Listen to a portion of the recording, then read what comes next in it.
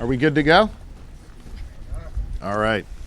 Well, good morning, everybody. Thank you all for joining us here today in Claysville. And I want you to know that over the past several weeks, my administration has taken a number of important and meaningful steps to further Pennsylvania's role as a national energy leader and to protect public health and safety. Just about a week or so ago here in Washington County, we capped our 100th well. We've invested in cutting-edge zero-emission microreactor technologies in Allegheny County. And importantly, we secured funding for not one, but two regional hydrogen hubs here in the Commonwealth of Pennsylvania, one on the eastern side of our state and one on the western side of our state, together with our neighbors in West Virginia. I've said this many times, but I think it bears repeating. I'm an all-of-the-above energy governor, and I'm proud of Pennsylvania's rich history on energy production. You'll hear from Davitt in a moment from the Pennsylvania Environmental Council.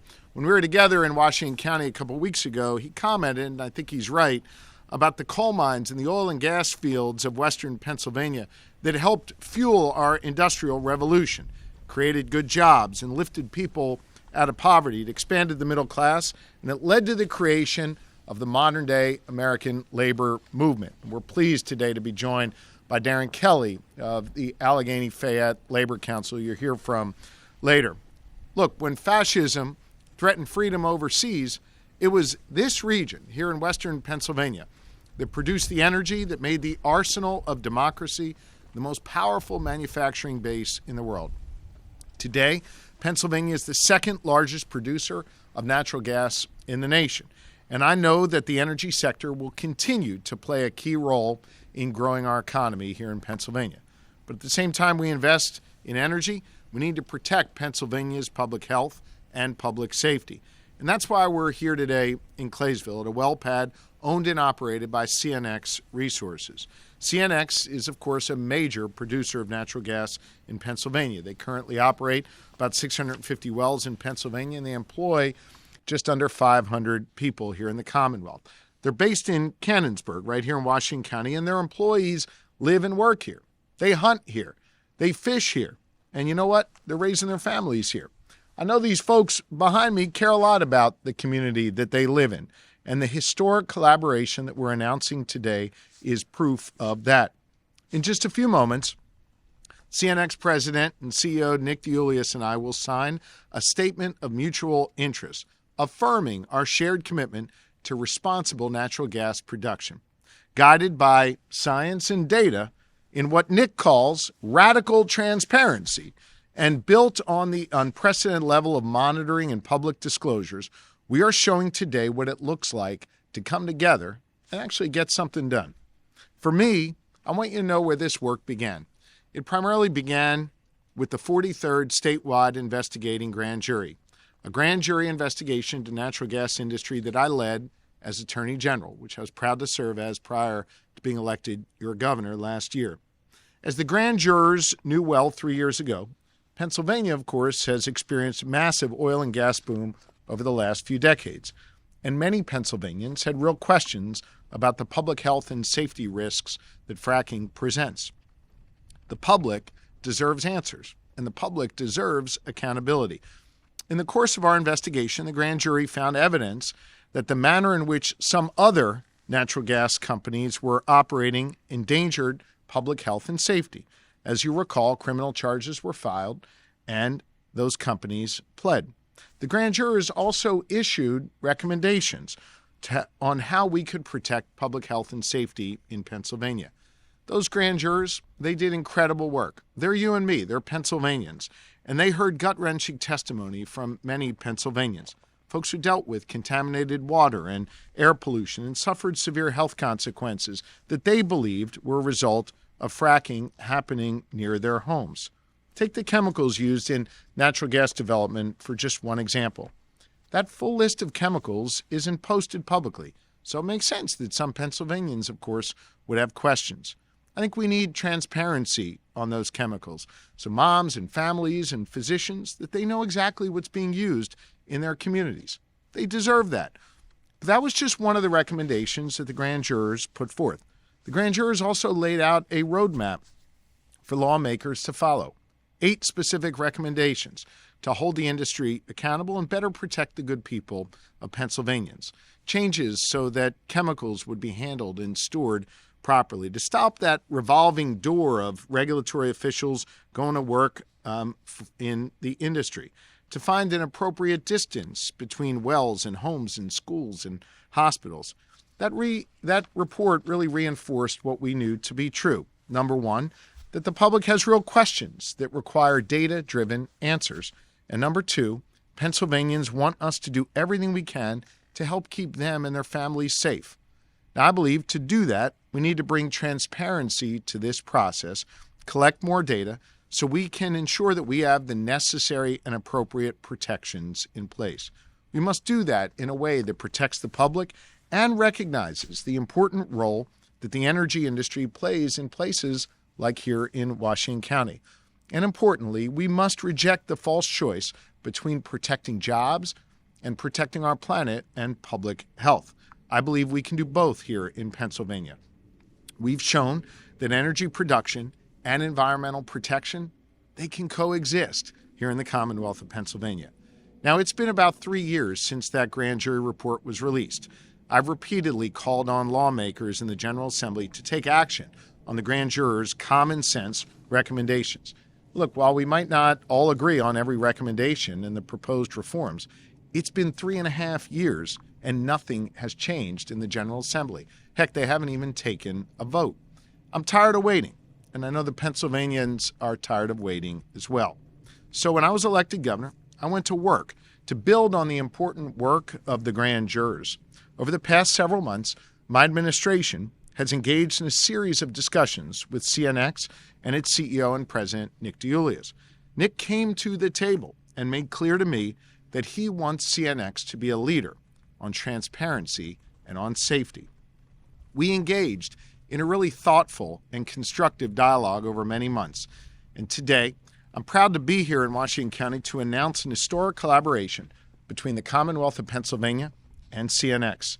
As part of this announcement, CNX has agreed to voluntarily abide by many of the recommendations in the grand jury report and to take a series of steps that go even further than what the grand jurors contemplated at the time. As just one example, CNX has committed to publicly disclose all chemicals used in drilling and fracking before they're used on the site. Now, folks like them who live around here will all have the facts and the information about what's happening in their community. When a healthcare professional asks what chemicals are being used, now they're going to have the answers from CNX. That's what this kind of collaboration provides. At their own expense, CNX will provide open-sourced, real-time emissions facts and data so the local community and industry workers and local and county governments can see the impacts of these wells for themselves. And, well, this isn't just 1 or 2 wells that we're talking about. CNX has pledged to expand this monitoring and data reporting across its Pennsylvania footprint as it grows, like the pad that we're all standing at today. This is really an unprecedented level of transparency. CNX will also refrain from hiring DEP employees from regional offices covering their operational areas for 2 years after those employees leave the department. And CNX will voluntarily expand their no-drill zones for new wells to 600 feet for all sites and 2,500 feet for sensitive sites like schools and hospitals, while we collect and analyze the data to determine if any additional setbacks are necessary. But let me be very clear on something. We will be guided by the data in the future in the decision-making that goes on. It's important to note that the grand jurors, when they set those recommendations for setbacks, they knew there was still an active public debate that was going on in terms of what the proper number of feet was to recommend. They believed wells, and this is common sense, should be away from kids' homes and schools, but the data just didn't exist to tell us for sure exactly how far away those wells should be. This is another question that we want to work together to answer. CNX has agreed to set new wells back further from homes and schools and hospitals while going even further as part of their collaboration with the Commonwealth. They agreed to give DEP unprecedented access to 2 of their future wells so we can conduct the most intensive, independent study of unconventional natural gas wells in the country. This is really historic. We will be installing a rigorous network of sensors to do long-term emissions data collection. We'll monitor the air quality impact of those wells before, during, and after development. And we will follow the data to determine what kind of health and environmental policies are needed, including what kind of setbacks are actually needed. We'll gather scientific, fact-based evidence to make informed decisions that truly protect public health and public safety in the years ahead. Look, CNX, it should be lost on no one, is the first company in Pennsylvania to step up and make these voluntary commitments. But I do hope they will not be the last. You can be profit-minded, and you can meet your obligations to your shareholders and employees and also protect public health and public safety. CNX is proof of that. This is a model, I believe, for other companies in Pennsylvania, and I invite them all to join CNX in this commitment. At the same time, I'm renewing my call to lawmakers to act. We need lawmakers from both parties to come together and get something done in this space. As we wait on them, my administration will build on this announcement and start advancing 3 of the grand jury's recommendations through DEP's existing legal authority. I've authorized DEP to begin the necessary rulemaking and make policy changes to add new requirements for the disclosure of chemicals, improve the control for methane emissions, and protect against corrosion in gathering lines. But many of those other recommendations can't be implemented through a regulatory process or a policy change. For those, lawmakers must act. Through this collaboration, we'll be able to provide lawmakers with data and common set of facts that all sides can hopefully agree on. And hopefully, Nick and I are modeling the kind of behavior that we need more of in the General Assembly, where both sides come together, they talk, they actually listen to one another, and they find common ground that helps our fellow Pennsylvanians. Look, I hope it is not lost on anyone. This is the last thing I want to say. That a Democratic governor is standing here on a well pad in Washington County with the CEO of a major natural gas company. I'm not sure anybody had this on their bingo card a few months ago. And a CEO who, by the way, as he makes clear in his book, he and I have plenty of political disagreements. We did yesterday, we probably do today, and we will tomorrow. But it's important to note that we are here together. I hope it's also not lost on you that the head of the Boilermakers and the head of one of the most important environmental organizations in this country, the Pennsylvania Environmental Council, they're here too. They're standing together. They're collaborating as well. You see, we all came together to find some common ground and some common purpose. We're putting forth a model of how natural gas in Pennsylvania can be extracted and processed in the most responsible, sustainable way anywhere in the nation. We're proving yet again that here in Pennsylvania, we can break down barriers and we can get big things done again. And we can stand together for the people that matter most, the good people of Pennsylvania. Look, there are far too many people demagoguing in our politics today. They make noise and they demand purity rather than actually focused on getting things done. We're showing a different approach here in the Commonwealth of Pennsylvania, holding firm to our beliefs for sure, but proving that we can actually work together to get things done. And I hope this is yet another example of how we can do big things in the Commonwealth of Pennsylvania. So I want to thank you for being here today. I want to thank you for having faith in this process, faith in leaders in a whole bunch of different sectors from government to the private sector. And now it's my pleasure to introduce Nick Deiuliis, the president and CEO of CNX Resources. Nick?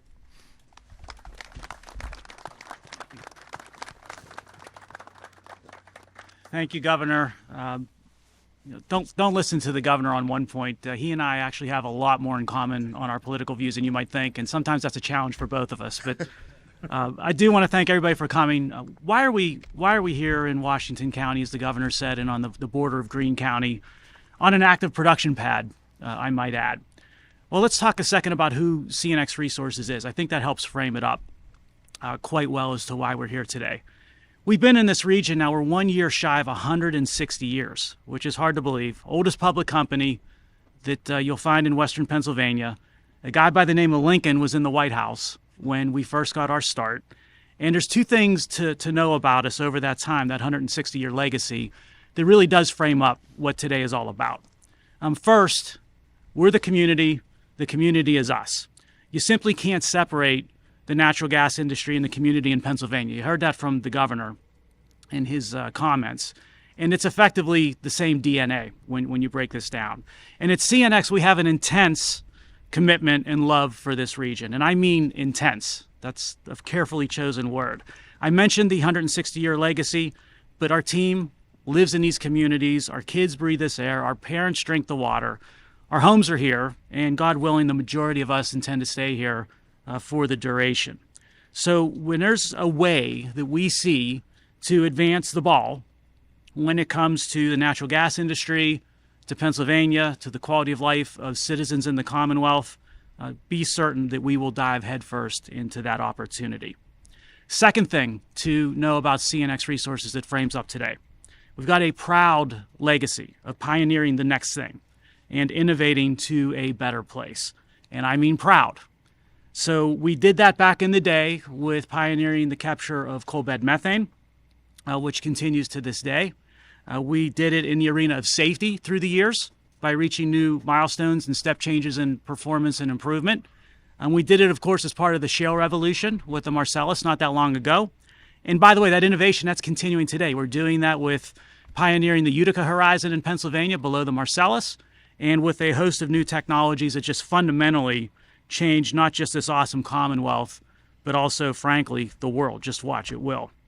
And there's a window to hit the next level of innovation. When we see that window, again, be assured that CNX will be first in line, just like, as the governor said, Pennsylvania was first in line through the proud legacy and history of the Commonwealth. Again, it's that common DNA that you just can't separate. And we see another opportunity to innovate and advance the industry and our communities tied to this awesome endeavor that is natural gas manufacturing. And it's what we call radical transparency, which you just heard about. You take the idea and sort of the process of radical transparency, you couple it with the leadership of Governor Shapiro, you get the opportunity that's facing us today. But what is, radical transparency? What does it mean? It means that we're going to monitor air, water, waste, and methane in and around our operations, that we're going to open source the data for all to see in real time, and the DEP, the Department of Environmental Protection, will also share custody of this data to provide further transparency and confidence to the public with respect to the reliability of the data. You think this through, and we thought it through, I don't know how we could not be part of this. In place of endless speculation and all that dueling rhetoric, we're changing the paradigm together by open sourcing facts and data to all the stakeholders that are out there and creating mutual trust, which can serve as the basis for cooperation and real environmental and economic progress throughout the Commonwealth. Now, this unprecedented level of transparency, it's good. Okay, it's good for residents' health, it's good for the industry worker, it's good for economic development, it's good for energy security, good for the environment, and good for community investment. As I said, it's good. But the ultimate success, that's going to be set by seeing radical transparency becoming the norm and the standard. So we want to encourage and lobby our peers in the industry to join us and to help us improve what we're about to embark upon. And we're asking regulators and policymakers to now follow the data of the known, because we don't have to follow the speculation and innuendo that derive from not knowing or the unknown when we set policy and standards. And I sense, and I think you sense, how the governor and also the DEP are excited about being able to do that now. So this is historic. We're doing something unprecedented. Currently, we're doing this with the lowest life cycle carbon intensive energy source in the world, which is Pennsylvania and Appalachian natural gas. So the best just got better with this process. And with the governor's leadership, Pennsylvania is on the cusp of setting the new norm for the Appalachian region, for the nation, and for the world when it comes to responsible energy development. We're making history. It's exciting, but it's also sobering, and we're committed to making this a success for all. Two final thoughts, if I might. First, when you are the tip of the spear it comes with both an opportunity as well as a responsibility. We're going to learn a lot with radical transparency, and when we see something unexpected or atypical, we're prepared and committed to acting in a way where we engineer and design our way to even better performance. Radical transparency and the data it provides inevitably make the process of natural gas manufacturing better, and it is definitely going to be a catalyst for continuous improvement. Second final thought, imperative for us at CNX to be able to use radical transparency to make the recent rhetoric, speculation, and these sensational headlines, to basically make them obsolete, to definitively confirm for all stakeholders that there are no adverse human health issues related to responsible natural gas development, and to confirm what we already know, that the natural gas industry is essential, it's responsible, and it's inherently good for society. And again, I want to thank everybody for coming. I also especially want to thank, once again, the Governor Shapiro, for your commitment to our communities, for your commitment to facts and data, and obviously for your support, which is incredibly important as we continue to work to ensure that the vast benefits of the natural gas industry, they remain local and they continue to build up our communities from within. Now I get to do something really neat. I get to introduce a really good friend of mine and colleague through the years. We've had many battles and got a lot of things done together, but I'm going to introduce now David Woodwell, who heads up the Pennsylvania Environmental Council. David? Thank you, Nick. Thank you, Nick. Governor, both of you, congratulations on this. Nick's reference to the battles goes back to about starting 2011, an enterprise known as the Center for Responsible Shale Development, which brought together 4 major producers, PEC plus several national NGOs on the environmental side, some phenomenal independent directors, and we got shot at. People were like, what are you doing talking to the industry? What are you doing with all this? And we talked about issues like disclosure. We talked about setbacks. We talked about all those things. And in fact, on a number of cases, pushed regulation further because it was the voluntary leadership of those leading companies to go beyond regulation, to really take that social license to operate and grab it and say, we matter and we're doing this right and we're going to do it even better. And I think that's what you two have achieved here, is a number of those things that were started off a long time ago, and there's this continuous improvement to the environment, this continuous improvement to operations and practices, leading with safety and getting to environment that really matters as a culture, not just to the companies, but also to the NGOs, also to DEP, the safety folks and everybody else. And it's really wonderful to see this, and echoing also what the governor said, that, you know, a lot of this could also be dealt with another way if the General Assembly stepped up, just my advocacy part right now, and took some of these things by the horn. I didn't agree with everything in the AG's report, but there's a lot of good stuff in there that really should be taken on. And I think we'll be seeing some pieces around methane and other coming forward. But again, just a phenomenal piece that they're going to be signing. And to build on what the governor said about legacies, this is a region with phenomenal legacies. You know, we've got the negative ones in some cases in the past. If you see bony piles, if you see abandoned wells that are being addressed thanks to the governor's work, thanks to federal funding, we've also got that ability to leave the legacies for the future and think differently about how we do extractive practices, how we move forward and take care of our messes now so we're not leaving them for the next round to deal with. But again, to both of you, thank you so much for doing this, and it is my pleasure to introduce Sean Steffi.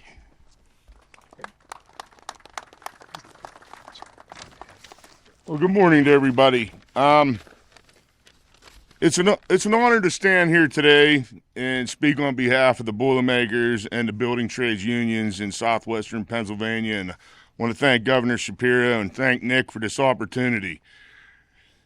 And I'm also here today to recognize and applaud CNX and the natural gas industry for the environmental transparency that is taken regarding emissions and the environment. The building trades unions in Pennsylvania support and stand behind the natural gas industry 100%. Our unions have built and maintained natural gas infrastructure throughout Pennsylvania, and these jobs have provided great family-sustaining wages and benefits for the building trades unions. I proudly supported the industries that are supplying America's energy needs and the natural gas has transformed southwestern Pennsylvania into an energy powerhouse. And our work is second to nobody. Our workforce is second to nobody right here in southwestern Pennsylvania, and I truly mean that. The building trades is ready right now to build the cutting edge technology of tomorrow, such as hydrogen, carbon capture, and all the facets of the ARCH2 hydrogen hub. And we're proving that we can responsibly produce energy better in Pennsylvania than anywhere else in the world. But I got to bring up a point here, and over the past year, I've got to know Governor Shapiro pretty good, and he will not deny this, that I know he's an absolutely competitive guy, and me too. I'm a competitive guy, and losing's not in my vocabulary. So when reading up on the ARCH2 hub, and I like Senator Manchin in West Virginia, but you know, one of his quotes is, West Virginia will be on the leading edge of building out the new hydrogen market, which will supplement our rich fossil fuel industry. In Morgantown, Secretary Granholm was here to celebrate West Virginia to continue its legacy as America's energy powerhouse. Well, I'd like to set the record straight because, as Governor Shapiro mentioned, Pennsylvania is the largest supplier of natural gas in the Northeast, and as he mentioned, we're the second largest producer of natural gas in the country, only behind Texas. And West Virginia was a distant fourth. Okay? The U.S. is the number one in the world in natural gas production, and Pennsylvania played a large role in this. Number 2 is Russia. Number 3 is Iran, and number 4 is China. These counties are dictatorships, terrorists, and they're untrustable. That's why it's important that we produce natural gas in Pennsylvania, and we have the ability to do it. In 2022, the United States consumed 888 billion cubic meters of natural gas for home heating, electricity generation, and PA is the leader in electricity generation. So my words is Pennsylvania is the energy powerhouse, and it's time to embrace it and not apologize for it and move forward with a new cutting-edge technology so we can do this environmentally friendly. The natural gas industry in Pennsylvania employs thousands of Pennsylvanians, not to mention the ripple effect jobs. The industry produces billions of dollars in tax revenue and sustains a lot of local economies just like this one here in Washington County. And we will be key to cutting emissions using our natural gas. It has to be the tool to cut emissions moving forward. Whether anybody likes it or not, renewables are not there yet. The hydrogen hub's a ways out. And we've got to maintain and utilize what we currently have right now so everybody can wake up and their heat comes on, their electricity comes on. It's just a reality, and we have to embrace it. Last, I would like to say, and the other gentleman here and the governor and Nick, we've all said nobody cares more about the environment and what's going into the air we breathe and the water we drink than the people that live right here in Pennsylvania. And that includes the men and women who work in the industry. We just don't live here. We also work here, and we also raise our families here, our grandchildren, and our kids. We all care what goes into the air. We all care what goes into the water, and we want that to be safe for everybody, or we wouldn't be living here. So let's keep Pennsylvania energy open for business, keeping our skilled workforce on the job in PA, and letting our men and women pack a lunch bucket to go to work and not a suitcase to go to West Virginia or other states that are building energy infrastructure.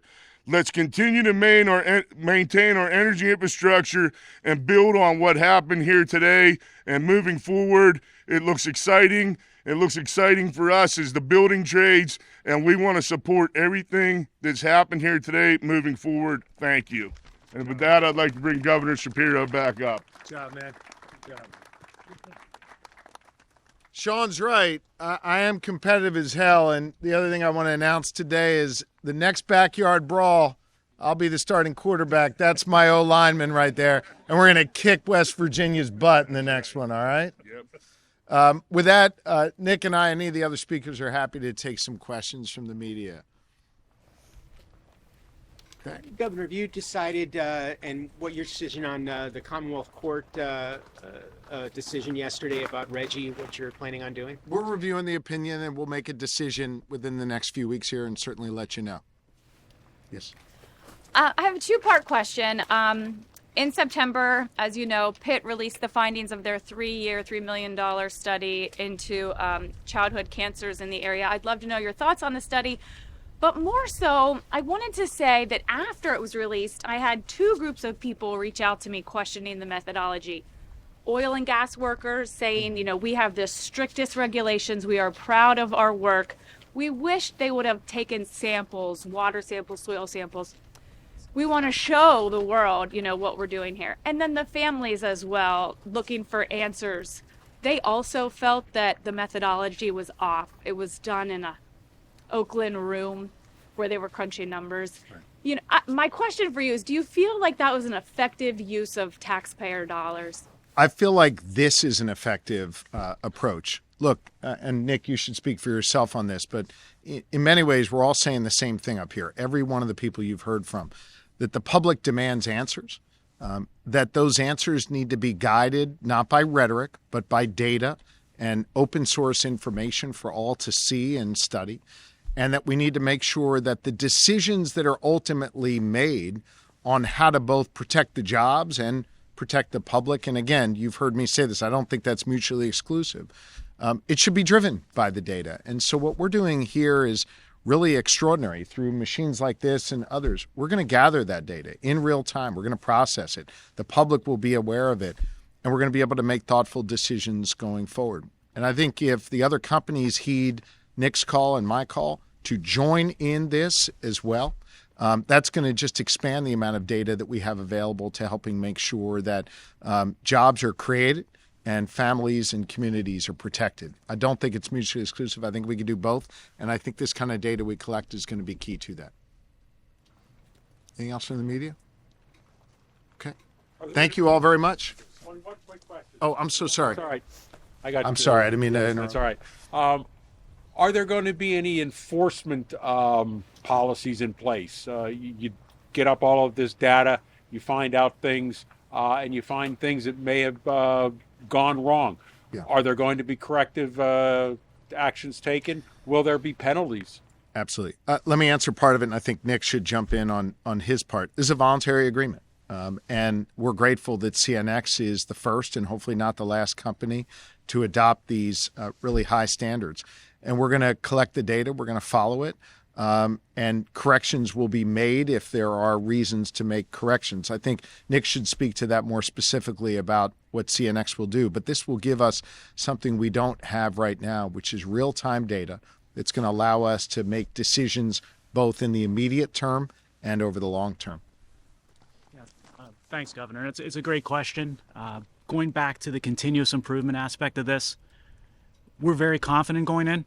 This is an opportunity. That's the opportunity side, but we're also very, it's sobering going into this because we know inevitably when we go to a real-time, data-driven type of an approach, we're going to learn things that we didn't know going in. That's sort of the whole point. And we're set and situated and structured in a way to react quickly to those, to basically engineer things to a better place.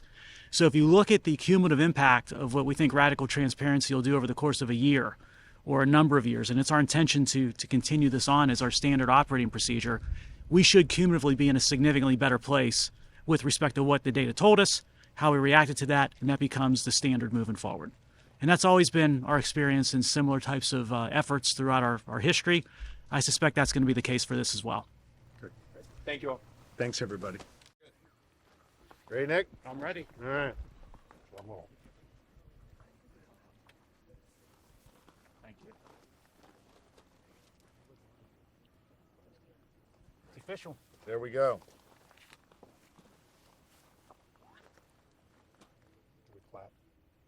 Someone should. Good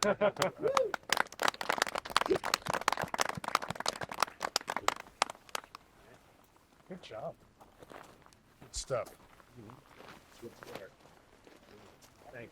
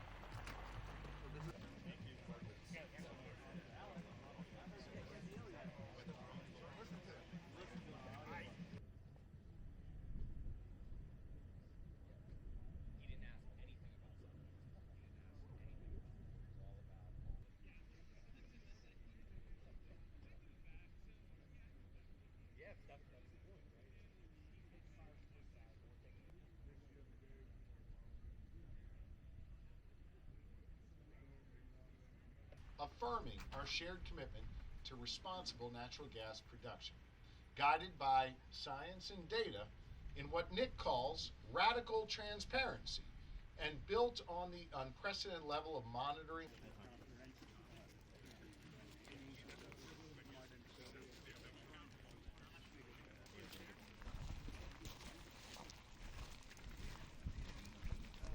And just producing it like with the new technology, has been, and we are pushing the limit to it. Right now, we are trying to drill like 3 mile laterals, which is like almost